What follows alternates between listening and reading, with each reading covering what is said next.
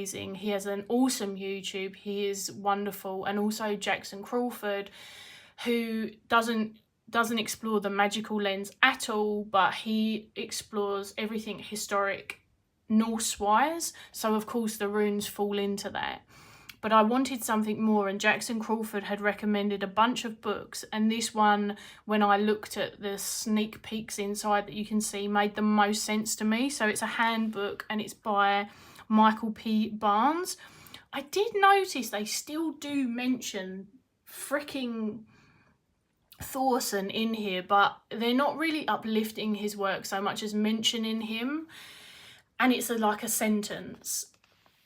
So yeah, pervasive. But other than that, this is it's quite an expensive book, I'll say, because it's more of an academic book. But 2023 was more the year that I started moving into like academic explorations. Here you go, Frisian inscriptions.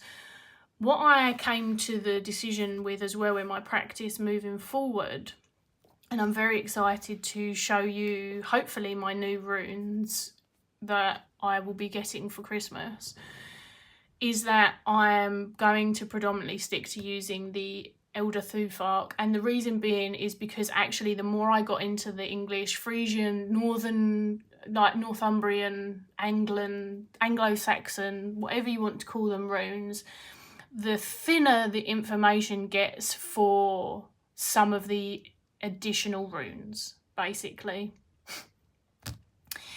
Whereas the 𝗬𝗺𝗺𝗺𝗺 are far more, just far more discussed, far more information on them, far more inscriptions. At least it seems from everything that I've done. So my rune practice has just, end of 2023, focused right back in. Obviously I'm reading about all of them, but I am going to move into 2024 just focused on the 𝗬𝗺𝗺𝗺𝗺. And so I do have a lovely set of 𝗬𝗺𝗺𝗺𝗺 runes, but I bought them when I had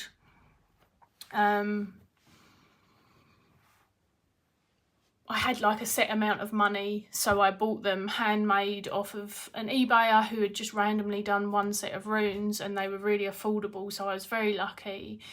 And I really wanted to get like a set that just, yeah, I don't know how to explain it. It felt like something I wanted to do. Then the other part of my practice that is actually a new addition that's come through quite a bit in 2023, which I'm going to pop this book here as a bit of a representation, but this book only arrived 2 days ago. So this is going to come into 2024 with me, and this is my dear friend Claire's second book. Well, unless you count her tarot books, which are obviously still books as well that come with her decks or oracles. But this is her second like singular book. So the first one's the Book of Seances. This is the Book of Ancestors. I've been really excited to get this. And Claire is basically the main inspiration, supporting guide for all of the ancestry stuff that I've been doing. What I will say is that my exploration in 2023, to summarise it, is a lot less about ancestral practice in the magical realm, and it's much more history gathering and archival. I'm sure this will expand me into that other realm, but I did want to show, and my Patreon people have seen this already, so my nan found for me the only one that I really work with in any kind of through my practice basically is predominantly my granddad. And so my granddad would have, I don't know what the term is, not living ancestor because he's dead, but I knew him basically.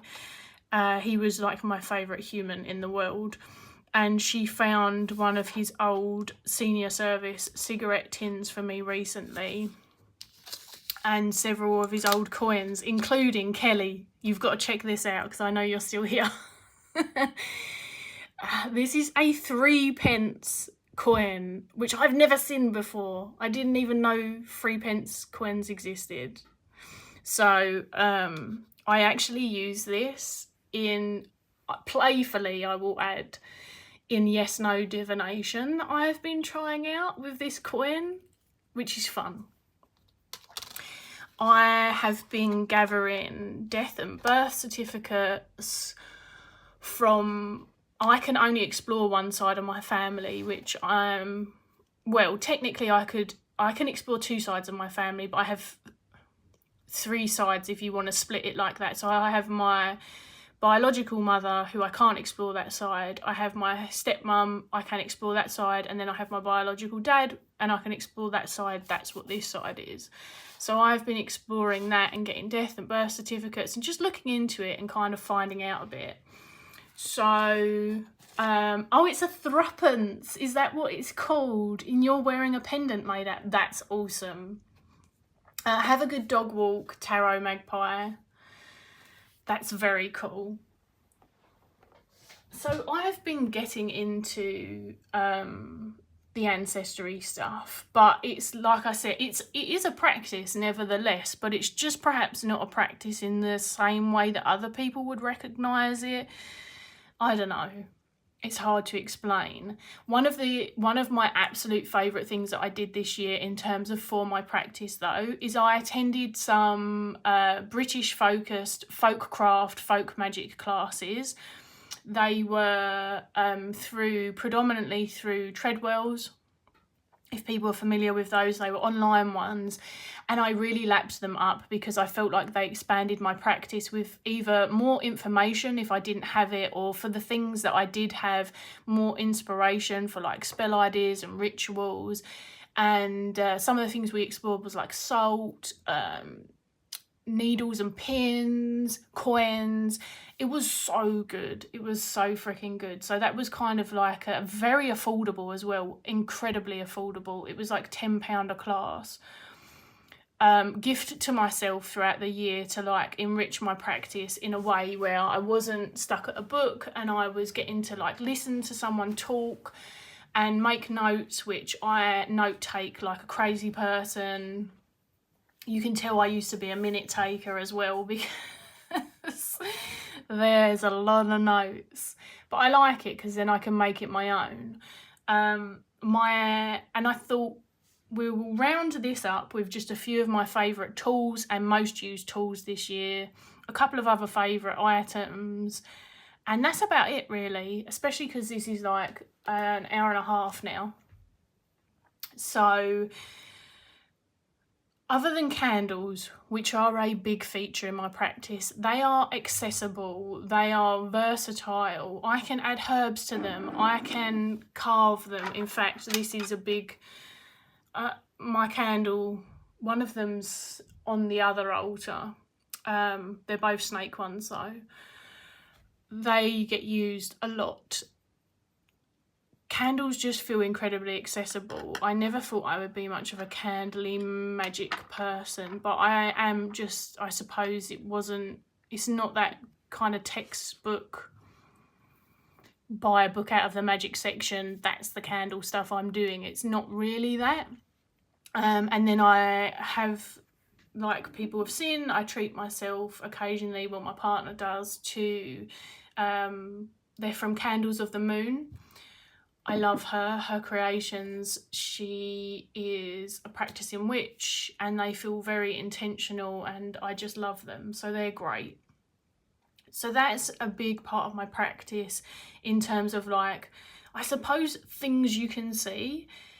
Predominantly the things that I've worked with the most aside from that though have been bones, stones and other nature foraged items, which probably won't surprise people, but I haven't been able to get out as much, especially since my foot injuries and things.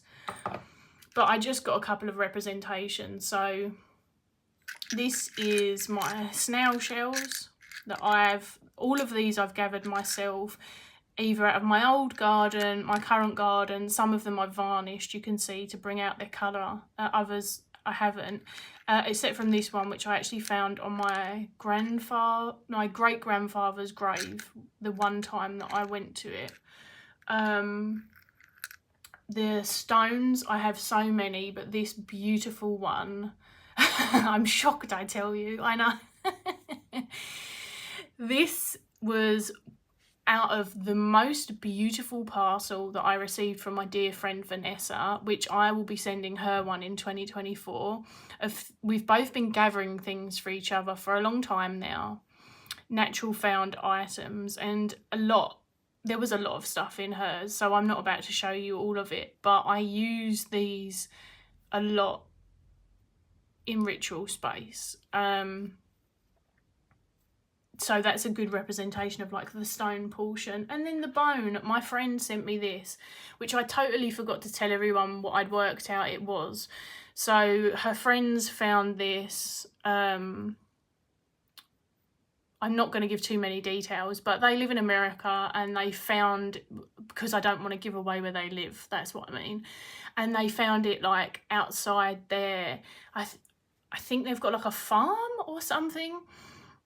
So they just found this, and she sent it, and she was like, I'm not sure what it is. Is it an opossum? Is it this? Is it that? Is it the other? It is a skunk lower jaw. And believe me when I say I know it looks like others, I spent hours looking over, and this is definitely the lower half of a skunk jaw.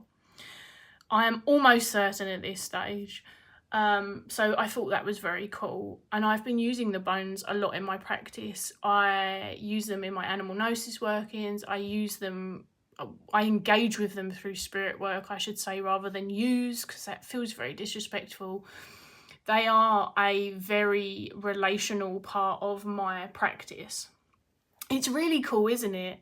And like, firstly, it's found, because all of my bones are found, so the chances of me ever finding this, 0. Very cool to have this. Like, yeah, very cool. I was very lucky in that I've been sent a few things. My friend who sent me the big package, she knows that I have a very big bond with pigeons, and found a pigeon and actually processed the whole, I think she tried to do the wing and it didn't go well, so she processed all of the bones from a wing, and I have the entirety of a pigeon skeleton, like of their bones, in a jar that she sent me. Very, very cool. And then she did also make me this, which is my favourite tool of the year.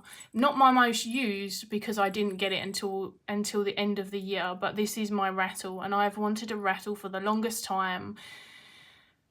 Also good because I also wanted a drum, and I don't actually feel like my body would be up for drumming at all at the moment. So the fact that I've got a rattle is great. It's made from a shed deer antler. It's just, I know that she created it in ritual herself, and that it was a whole process. And honestly, like, I cried when I opened it. I am obsessed with it. It is one of my absolute favourite tools in the world. Just, it's so, isn't it? It's so beautiful. It's so beautiful. Now, my most used tool, other than like things you can see, I guess, is actually my 𝗤𝘂𝗿𝗄𝗆, which I created myself. And I can't remember if I shared how I made this or not, but these feathers are all foraged by me anyway, locally found. They're Canadian geese and female mallard duck feathers. Years ago, locally, people would have used like goose fat and stuff to stick them together. I've just used twine, although I've not done it very well. It keeps coming loose, and I run out of one colour, so I use another. I actually really like it. I can't make a lot of tools for myself, my body's not up to it, so this means a lot to me. And this is used for directional energetic stuff. So 𝗤𝘂𝗿𝗄𝗆 is not to be confused with a tool that people use for like smoke stuff. That's not what this is for. This is an energetic thing. This is a directional thing. I use it a lot when I'm doing like compass stuff. I use it a lot when I'm moving energy. Like that's, and it's mainly used at my altar, or for my person, basically, without going into like all of the intricacies of my practice. Yes, it feels really connective, because I found the feathers myself, and I found them and I cleaned them and I froze that. Like, I have a whole cleaning process for feathers, by the way, folks. So and then I thought I would show this because, you know, I wanted to finish off. Oh, this was one of the most meaningful things that I created. But I say created, this was more of a co-creation. This is my, I'm going to say it's like a spirit vessel honouring, and it is cemetery dirt, but not the kind that people are going to think of. This was from my pet cemetery in my garden, which if you know what I'm referencing, then you know, and if you don't, perhaps you can ask me in a comment. I don't want to take too much longer. But when we moved and I realised that I would have to leave it, I gathered a bunch of earth from it. It will be permanently stored in this, never to be opened, and I have some others that a bit of leftover that I can use in spell or ritual. So I did a whole ritual with this and I put it in here, and it's a representation of all of the animals, all of my family animals basically. So all of the ones that my partner and I have owned as pets, who we lost whilst we was in that house because we was there for a long time, represented by this earth, which was where their resting place was. And then now one of these looks really, really black, but they are both rhodonite crystals, and they are from a necklace that my nan made years ago that's just very clever but dreadfully ugly. It was I'm sure she'd be chuffed to hear me say that, but it was. So I kept all the crystals from it, of course, and have been repurposing them because I don't buy crystals like this. And so I added them onto here, and this was on a skull bracelet that one of my brothers gave me that was too big for my wrist, so I cut it up, and again repurposing all the skulls. So this sits in my ancestral meets spirit altar, because really, like I said, there's only one ancestor represented there, but there's a lot of pet spirits who are represented there, and there's a familiar spirit who's represented there, so it sits with them. And then two very cute gifts that I got this year, because I thought we would end on some gifties to just wrap up the year. In fact, before I show those, I put a little list down of things that I enjoyed that have helped me get through the year. Other than just, you know, a handful of people who were already solidly in my life or in my heart before, and have remained that way on the way out. Like, I have been very lucky with the few people that I am in contact with. You have all been amazing. Most of whom won't be watching this video. One of them's listening right now. Yeah, it's been a huge deal for me, a very huge deal. I'm not going to get emotional, so we're going to move on. I have found comedy really helpful this year, and Netflix have had a lot of stand-up comedy on there, because that's my kind of go-to is stand-up. And I want to do a shout out to 𝗪𝗿𝗍𝗂. I have probably ruined their last name. They are an Icelandic stand-up comedian. They did their first English spoken stand-up, because I think that they've been doing stand-up in their native language for a long time, but they had an English one. There we go. Pardon my Icelandic. It is so funny. It's so good. I've already watched it twice. I love it. I have really been enjoying just finding new people on Netflix, and I'm glad to see them branching out a little bit. I wish they would branch out more. Oh, you're saving it to watch over Christmas. I really hope you enjoy it. You must tell me once you've watched it.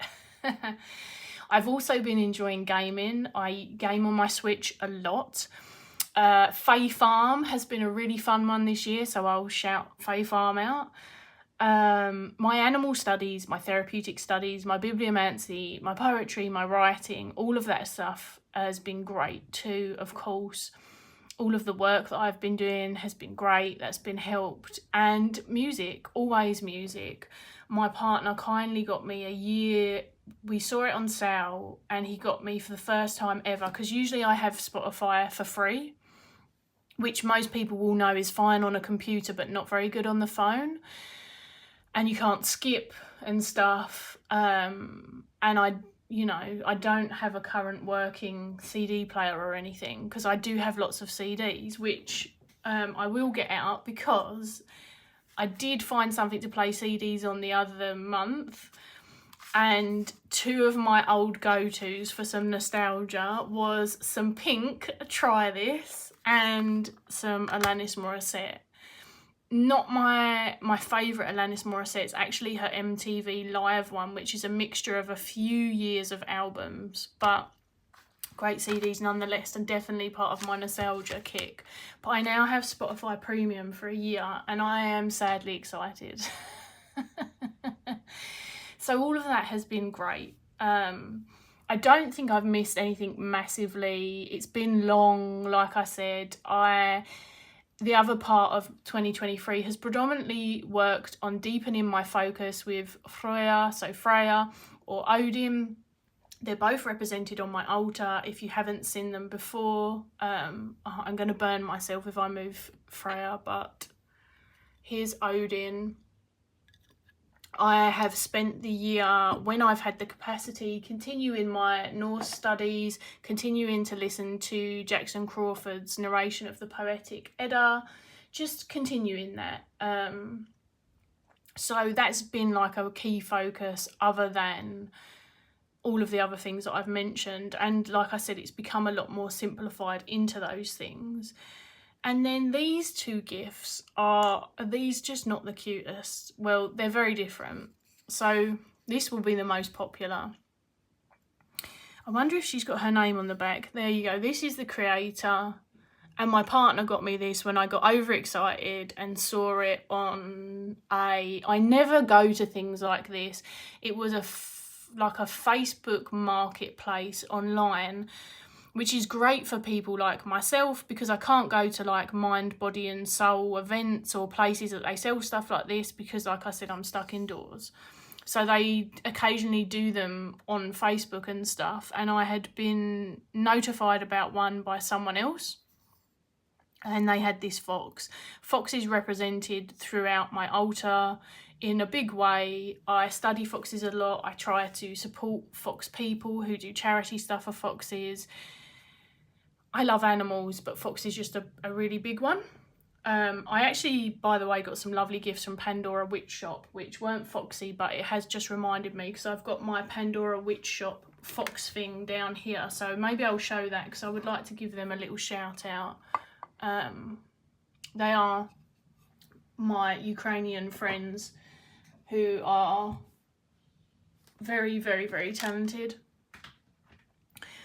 So yeah, I saw this and got very excited anyway, so my partner got this for me. And then my lovely stepmum and I have this whole pigeon thing that goes back years. We very much love pigeons. They do tend to find us when they need help. This year I took a pigeon when we first moved into this house. I think we'd been here a couple of weeks, and I then had to rescue a pigeon from the garden and take it to the rescue centre. It was a whole thing. I will continue to do so, even if my feet were pretty bad already then. So yeah, pigeons just find us, and I can't not. So, but we laughed about this because I really love ducks, and I mean, I love all animals, but when I could get out, I used to go to the duck pond a lot.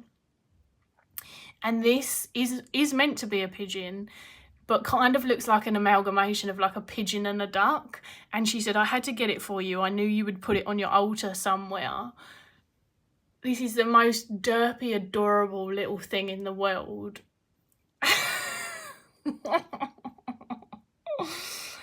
Is it not? Is it not? Come on. They're great. It's the pigeon duck. I freaking love them. It's more because the duck bit is because their feet are so orange. It looks very ducky. You know, so it's just, it makes me laugh.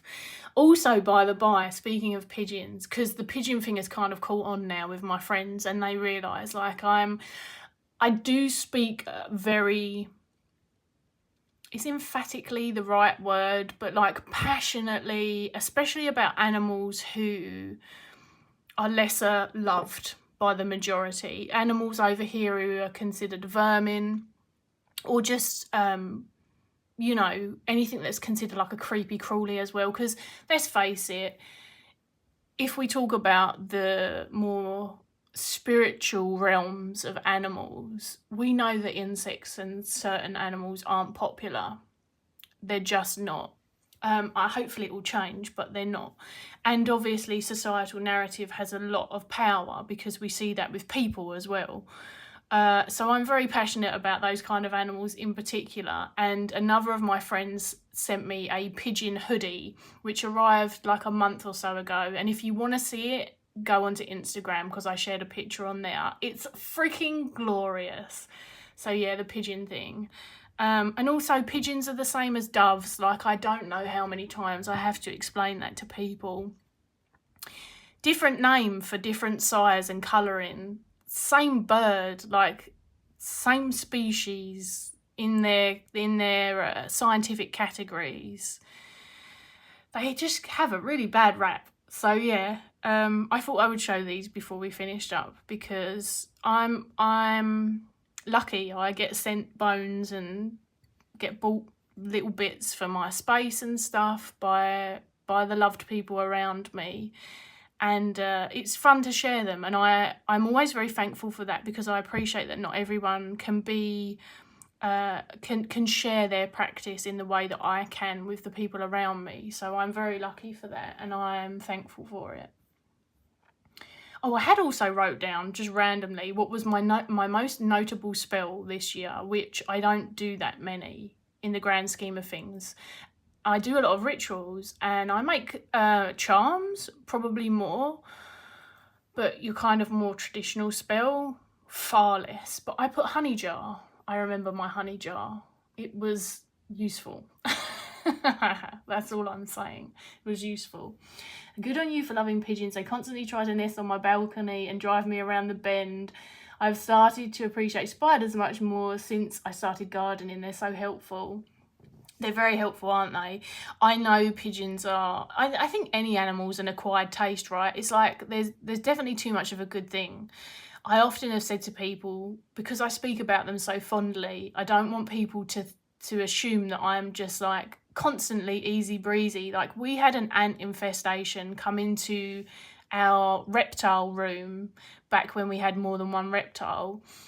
I don't know how many years back now, and I absolutely had a meltdown about it, because like, yes, I love them, yes, animals are fantastic, yes, we have moved in on their space, all of those things are true, and yet I don't want to share my house with loads of ants. Like, two things can be true. And it's very much a case of I will try every humane thing absolutely possible first. Oh man, there was a lot of ants. If our landlord had done what they needed to do with the flooring, then perhaps there wouldn't have been. But anyway, it was actually quite a risk to our reptiles, because obviously they can bring in stuff from outside, which is just a massive risk. So that was a whole thing. So yeah, I don't want anyone to think like I don't have like human responses and stuff still, because I certainly do. You deliberately don't have anti-pigeon spikes put on your windowsills when having work done last year, because we like that they chill out on our window. The builder thought we were odd. Yeah, they will think you're odd. I actually, I remember once making a big song and dance out of a shop because the pigeons had got behind the pigeon spikes, and I wanted to make sure that they could get back out from them. And I caused a little bit of attention in the process. But everything, yeah, too much of anything is just, I get it. And not everyone has to like everything, but it's very cool that you like spiders a bit more. I have a very cool spider book on my wish list actually for Christmas. I don't know whether I'll get it or not, but I will save up and get it at some point otherwise, because I've got a lot of wildlife books for like identifying things, but spiders are so unpopular that actually there's only like literally a handful of identification books for British spiders that have ever existed, and most of them are incredibly old and out of date. So I've got a really cute one that my dad gave me that he has a copy of, and it's wonderful, but it doesn't have like false widows in it, for example. So yeah, the pigeons are hilarious. They completely ignore the spikes. It does make me laugh. I'm like, go on the pigeons, they are total anarchists. Obviously, for people who are listening, yes, do all of the things like wash your hands and stuff. I didn't like rescue a pigeon and then lick my fingers or anything weird. Like, you have to do safety stuff still. They do carry stuff, but humans carry stuff too. So to me, it's the same. But I think I'm going to wrap up now because that was a long video. It's 115 minutes, which is an hour and something. I'm shit at math. 𝗫𝘁𝗺𝗃𝗃, thank you. Thank you to everyone for hanging out, and Nicole and 𝗫𝗿𝗄𝗃, who are still very active in the chat. So a big thank you to you. I hope that this has been somewhat an interesting wrap up. Oh, okay, nearly 2 hours. Wow. This is not going to get watched back by anyone. Never mind. It felt cathartic, I think is the word that I want. I just wanted to come on and do the thing, and I didn't want to end a year, one that, like I said, would definitely go in the books as one of my hardest, and not remember any of the richness of it. I don't know. And not in that kind of, ooh, something good always happens kind of way, because that's not how I function. But just, yeah, sort of a, this is where I'm at. And I think for me that 2024 will be an interesting YouTube experience, because I would like to make more videos, and am finding myself more disenchanted with Instagram, which is unusual for me because I freaking love photography. But, you know, if you can't connect with anyone over there, it's kind of pointless being on there. So we shall see. But I definitely would like to do some more other kinds of videos, and at the same time I would never make any bold claims because I like a bit of everything. VRs I really relish because I find them really easy to connect to other people and engage and be inspired to have a conversation where I'm not trying to make content that people are paying for. You know, I take my Patreon very seriously. I want to not just let people behind the scenes, but to offer something that perhaps inspires or expands or challenges, or, you know, even if they disagree, that they realise something else about their practice or tarot or whatever it is. And it's a lot of energy, and it's a lot of work, and it's a lot of dedication. And so I don't want to do that stuff over here. One, because I'm exhausted, and two, because that's what I offer as a service. So I hope that I'll find some other ways to show up here and be chatty, like that dive into the tower archetype, that kind of fit that nice middle space, because I have been in this community for a long time. I'm very much on the fringes of it, and I understand why I'm not as prolific as other people. I don't show my face, but yeah, I'm hoping to do some more stuff, and I want to continue reviewing decks that are old. The people who need to find them, and I really love reviewing decks that I've owned for a long time. I find it really fun. Like, I know them, I know how I use them in my practice. I have a lot more to say about them, so that's going to be a thing still as well. So thank you to everyone for hanging out. Everyone's just saying bye, which is awesome. Thank you, Marlena. Thank you, Project Refined Life.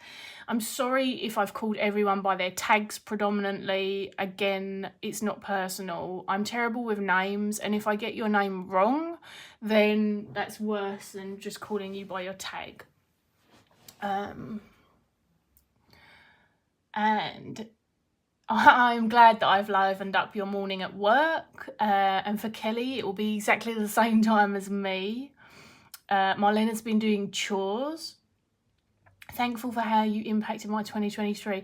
I'm fucking honoured, Marlena. Thank you very much. Your support and your friendship has been very, very well received, and just I'm grateful for it. Well received. I'm so formal. By the by, my formal language is the same when I'm like off camera. So if anyone ever hears me say something and thinks, wow, that's formal, that's just how I talk. My stepmom and I have a laugh about it a lot. She really enjoys my formal language. I'm just a strange human. You look forward to whatever I have to say here in the new year. Always a pleasure. Thank you, Kelly. And hopefully we will catch up at some point in the coming week. That would be amazing. Well, yeah, coming week, right? Not this weekend. Yeah, I'm going to be really soppy now and say I love you all, because I don't say stuff like that very often, and like I said, it's been tough, so I'm going to say it. Thank you for hanging out with me, and yeah, I'm looking forward to hearing about your wrap-ups and stuff. Comment them below if you get to the end of this video, and I will see you all again in 2024. Much love. Bye.